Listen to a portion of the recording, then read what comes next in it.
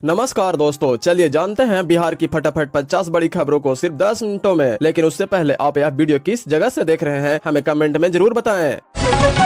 बिहार के युवा बल्लेबाज वैभव सूर्यवंशी ने श्रीलंका के दावुला में खेले गई ट्राई नेशन सीरीज के फाइनल में ऐसा तूफानी प्रदर्शन किया जिसके क्रिकेट प्रेमी लंबे समय तक याद रखेंगे। टूर्नामेंट के शुरुआती मुकाबले में वैभव सूर्यवंशी जल्दी आउट हो रहे थे और बड़ी पारी खेलने में सफल नहीं हो पा रहे थे, लेकिन फाइनल मैच में बड़े मुकाबले में उन्होंने शानदार वापसी करते हुए अपने आलोचकों को करारा जवाब दिया है। फाइनल मैच में भारत ए और श्रीलंका ए के बीच मुकाबला खेला गया। इस मैच में वैभव सूर्यवंशी ने बल्लेबाजी की ऐसी आंधी चलाई कि श्रीलंका गेंदबाज पूरी तरह से बेबस नजर आए। उन्होंने मात्र 29 गेंदों में 94 रन ठोक दिए। इसी विस्फोटक पारी में वैभव ने 10 चौके और 8 छक्के गगनचुंबी छक्के लगाए का स्ट्राइक रेट 324.14 रहा, जो किसी भी बल्लेबाज के लिए बेहद शानदार माना जाता है। मैदान के चारों ओर लगाए गए उनके शॉट से दर्शकों को रोमांच कर दिया। पटना जिले के विकास को लेकर मुख्यमंत्री ने बड़ा मेगा प्लान पेश किया है। उन्होंने राजधानी के विस्तार और आधुनिक विकास के लिए 66,000 एकड़ में एक नए शहर के निर्माण की योजना घोषणा की है। इसके साथ ही 286 करोड़ की विभिन्न विकास परियोजनाओं को सौगात भी दी गई है। मुख्यमंत्री ने कहा कि इन नई योजनाओं को शहरी आधारभूत संरचना मजबूत होगी, यातायात व्यवस्था बेहतर बनेगी और लोगों को आधुनिक सुविधाएं उपलब्ध होगी। सरकार का लक्ष्य पटना को भविष्य की जरूरतों को अनुरूप एक आधुनिक शुद्ध व्यवस्थित शहर के रूप में विकसित करना है। किसानों के लिए बड़ी खुशखबरी है। प्रधानमंत्री 20 जून 2026 को पश्चिम बंगाल के हुगली से पीएम किसान सम्मान निधि योजना की 23वीं किस्त जारी कर दी गई है। इस दौरान देश भर के 9.44 करोड़ किसानों के खातों में कुल 18,880 करोड़ की राशि सीधे ट्रांसफर की गई। बिहार के करीब 1.08 करोड़ किसान भी इस योजना का लाभ से प्राप्त करेंगे। सरकार ने स्पष्ट किया है कि किसी का लाभ लेने के लिए फार्मर आईडी, केवाईसी और भूमि सत्यापन की प्रक्रिया पूरी होना अनिवार्य है। पात्र किसानों के समय रहते सभी आवश्यक दस्तावेज अपडेट कराने की अपील की गई है ताकि भुगतान में किसी प्रकार की परेशानी न करना हो। नवादा जिले के कुआल बाजार में लगातार लगने वाले ट्रैफिक जाम से परेशान लोगों को राहत दिलाने के लिए जिला प्रशासन ने बड़ा अभियान चलाया। अंचलाधिकारी मनीष कुमार नेतृत्व में प्रशासनिक टीम और पुलिस बल के बाजार क्षेत्र में अतिक्रमण हटाओ अभियान शुरू किया। थाना चौक से लेकर दुर्गम मंडप रोड तक सड़क किनारे किए गए अवैध कब्जों को जेसीबी मशीन की मदद से हटाया गया। प्रशासन की इस कार्यवाही से अतिक्रमणकारियों और दुकानदारों में हड़कंप मच गया है। अधिकारियों ने साफ कहा कि सड़क को अतिक्रमण मुक्त करने का साथ यातायात व्यवस्था सुचारू बनाने के लिए आगे भी ऐसे अभियान जारी रहेंगे। बिहार में भ्रष्टाचार के खिलाफ सरकार का सख्त रुख लगातार जारी है। राजस्व एवं भूमि सुधार विभाग में जो जीरो टॉलरेंस नीति के तहत मंत्री ने एक बार फिर बड़ी कार्यवाही की है। विभाग के 10 अधिकारियों को भ्रष्टाचार और कार्य में अनियमितता आरोप को लेकर कार्यवाही की गई है। सरकार का कहना है कि जनता से जुड़े मामलों की लापरवाही और भ्रष्टाचार की किसी भी कीमत पर बर्दाश्त नहीं किया जा सकेगा। इस कार्यवाही के बाद विभागीय अधिकारियों ने हड़कंप मच गया है, जबकि सरकार ने साफ संकेत दिया है कि भविष्य में भी दोषी पाए जाने वाले खिलाफ कड़ी से कड़ी कार्यवाही जारी रहेगी।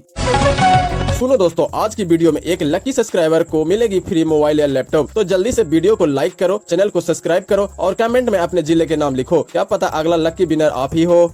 बिहार के सारण जिले में मढ़ौरा स्थित डीजल रेल इंजन कारखाने ने एक बार फिर अंतर्राष्ट्रीय स्तर पर अपनी पहचान मजबूत की है। अफ्रीकी देश को निर्यात की जाने वाली 91 शक्तिशाली WGD charge rail engine rail मंत्री द्वारा नियुक्त रूप से हरी झंडी दिखाकर रवाना किया गया। यह उपलब्धि भारत के बढ़ती निर्माता क्षमता और वैश्विक रेलवे बाजार में मजबूत होती मजदूरों का प्रतीक मानी जा रही है। अधिकारियों के अनुसार इस निर्यात से न केवल बिहार की औद्योगिक पहचान को मजबूत मिलेगी, बल्कि रोजगार और आर्थिक गतिविधियों को भी बढ़ावा मिलेगा। मढ़ौरा कारखाना लगातार विश्व स्तरीय रेल इंजन निर्माण का भारत का नाम वैश्विक मंच पर रोशन कर रहे हैं। बिहार सरकार ने प्रवासी मजदूरों और उनके परिवारों के लिए बड़ा फैसला लिया है। सरकार ने राज्य में बाहर काम करने वाले प्रवासी श्रमिकों के मृत्यु होने पर उनके श्रमिकों को मिलने वाली सहायता राशि दोगुनी कर दिया गया है। अब मृतक प्रवासी मजदूरों के परिवार को 2 लाख के बजाय 4 लाख की आर्थिक सहायता प्रदान की जाएगी। सरकार का कहना है कि इस निर्णय का उद्देश्य संकट की घड़ी में श्रमिक परिवारों को आर्थिक सुरक्षा और सराहना देना है। फैसले के हजारों प्रवासी मजदूर परिवारों को राहत मिलने की उम्मीद है।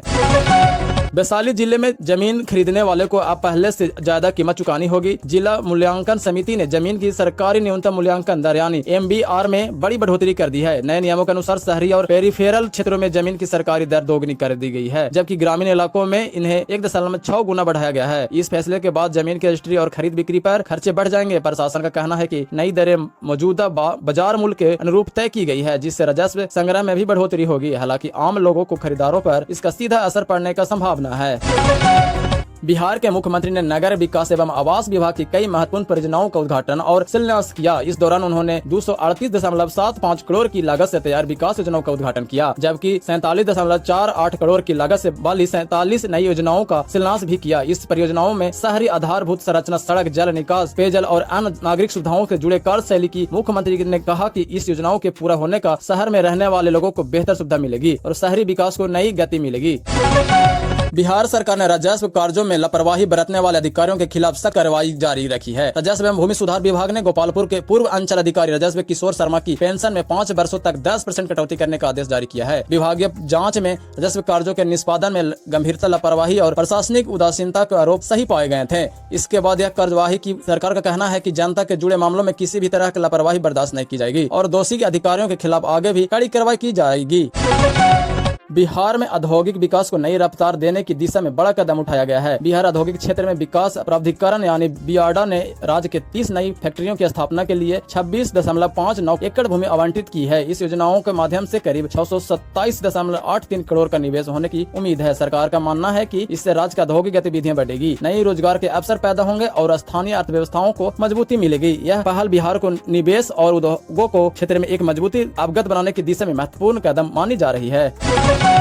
भागलपुर पुलिस के आज दीक्षता समारोह सह परेड का भव्य आयोजन किया गया। इस अवसर पर भागलपुर के 84 और मुंगेर के 151 प्रशिक्षित सिपाहियों सहित कुल 235 जवानों ने अपना प्रशिक्षण सफलतापूर्वक पूरा किया और औपचारिक रूप से पुलिस सेवा में प्रवेश किया। समारोह के दौरान प्रशिक्षु जवानों ने आकर्षक परेड का प्रदर्शन किया और वे अनुशासन तथा कर्तव्य निष्ठा की शपथ ली। अधिकारियों ने सभी नवयुवक जवानों को शुभकामनाएं देते हुए कानून व्यवस्था बनाए रखने और जनता की सेवा के प्रति समर्पित रहने का संदेश दिया।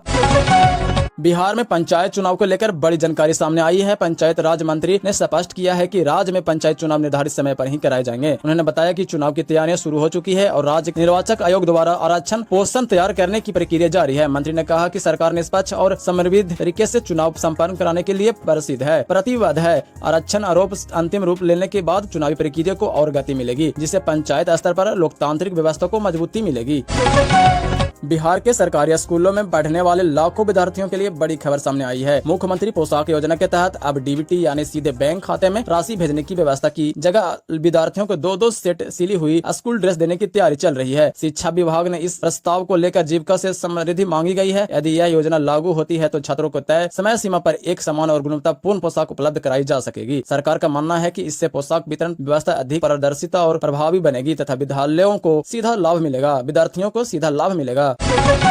सिवान जिले में गुडनी समुदाय स्वास्थ्य केंद्र में आशा कार्यकर्ताओं ने 11 महीने से मानदेय भुगतान नहीं होने के विरोध में अनिश्चितकाल हड़ताल शुरू कर दी है। हड़ताल के कारण स्वास्थ्य केंद्र के ओपीडी सेवाएं प्रभावित हुई है, जिससे मरीजों को परेशानी का सामना करना पड़ रहा है। आशा कार्यकर्ताओं का कहना है कि लंबे समय से मानदेय नहीं मिलने के कारण उनके सामने आर्थिक संकट खड़ा हो गया है। उन्होंने बताया कि भुगतान की मांग करने हेतु चेतावनी दी है कि जब तक उनकी मांगे पूरी नहीं होती तब तक आंदोलन जारी रहेगा। वही स्वास्थ्य विभाग स्थिति को समान करने का प्रयास में जुड़ी है। सुनो दोस्तों, आज की वीडियो में एक लकी सब्सक्राइबर को मिलेगी फ्री मोबाइल या लैपटॉप। तो जल्दी से वीडियो को लाइक करो, चैनल को सब्सक्राइब करो और कमेंट में अपने जिले के नाम लिखो। क्या पता अगला लकी विनर आप ही हो।